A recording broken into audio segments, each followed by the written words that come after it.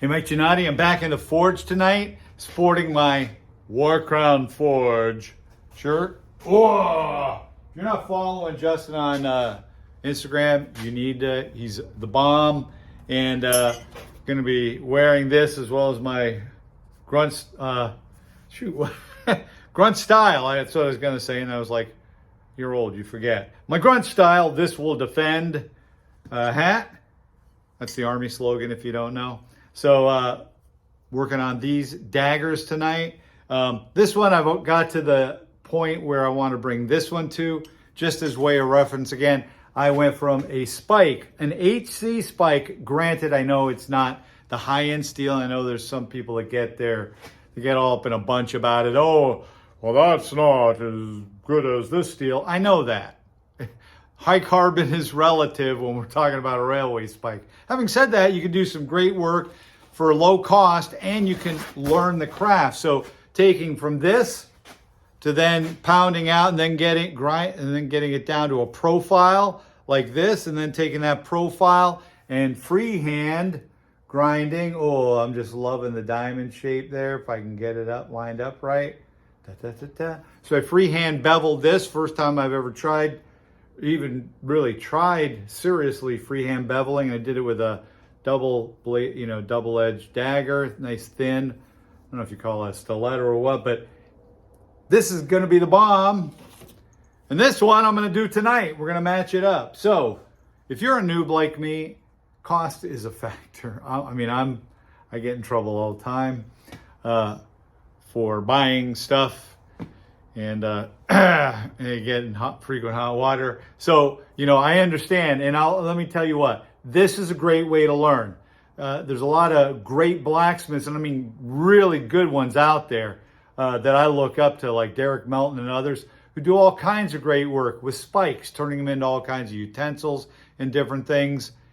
And yes, I've seen some phenomenal knives out there. People are now having the strength. No, I know I'm going on a tangent, but I just want to say, as you're learning, there is nothing wrong with this. Just look for the HC as opposed to the MC, which is medium carbon, which is lower, but you can still use it for making stuff, I'm sure.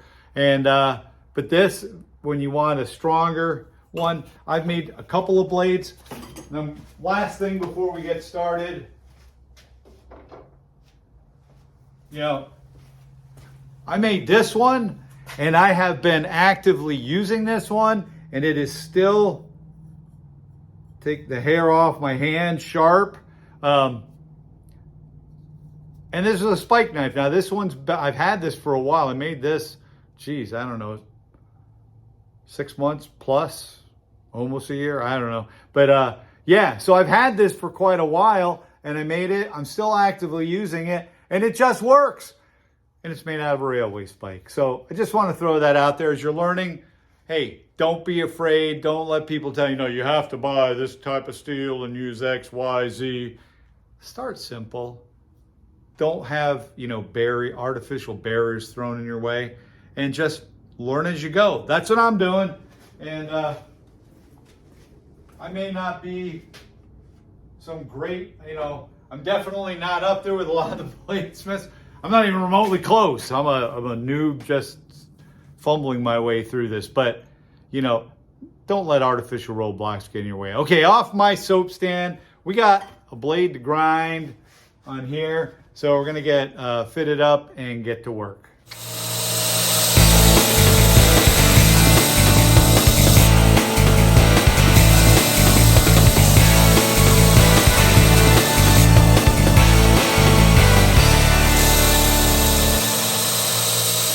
All right, so I just wanted to quickly kind of go over what I'm doing here as we're going and working this freehand. So what I like about doing freehand is this. You keep taking a look as you're going, so you're always touching points. I'm doing it where I'm leaning the top portion up here against the belt at a slight angle, and then I use my hands on the backside to provide even pressure. Sometimes I will tell you it starts coming out deeper and better on the front. So what I do to compensate is I lean it in a little bit and then since I'm using water, you'll see the water start to evaporate off the top. And that signals me to go ahead and now draw evenly across. So that's one of the things that we're doing. The other is, as I do each, draw or two, I take a look so that as I'm going, I can keep evening up the lines here, right? So you can see here that it's flat. We got the beveling taking shape. And I'm just going back and forth, covering all four, right? This side, flipping it, this one, coming over here, doing the same, flipping it, and then just keep an eye on it to make sure if it's going a little bit too much one way, compensate with the other. And then you end up bringing it all together nicely in the middle at the end, or at least that's what I did with that one, and it just seemed to work. So we're gonna keep working. I'm not gonna bore you with all of it. We'll come back in just a little bit. Maybe I'll do a little splash video in here that's a little fun to break up the segment. But when we come back, we should be done with this.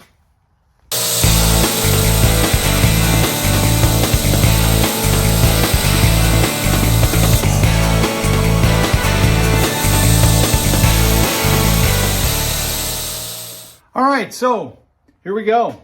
This was the one that I did the other night. Here's the one I just did. And as you can see, they're matching right up, which is beautiful. So I'm gonna have a nice matching set that's gonna look the same, comparable. And in fact, I'd have trouble telling them apart right now at this point. So the blades are beveled and done. Next up, hopefully Saturday morning, we'll take care of the handles, get those ready, get them drilled, and then we're gonna have to make some guards for this, as well as the guard I've been holding off on this other one. It's been quite a while. And you can see this one again, if you haven't noticed, this one I was very proud of, but it's pretty flat. It's gonna be a nice blade. This was actually made out of 1095 steel, not a spike. These ones out of the spikes, I've gotten they're my next ones, and I've gotten much better. And so they're actually beveled. So there we go. Take your time. Last thing is take your time. It's easier to go lighter as you're going across, do more strokes. You can't add material back. You can just take it away. So take your time, go slow. That's what I've seen, doing that. Plenty of cool downs because I use the water also as a guide as I'm doing this.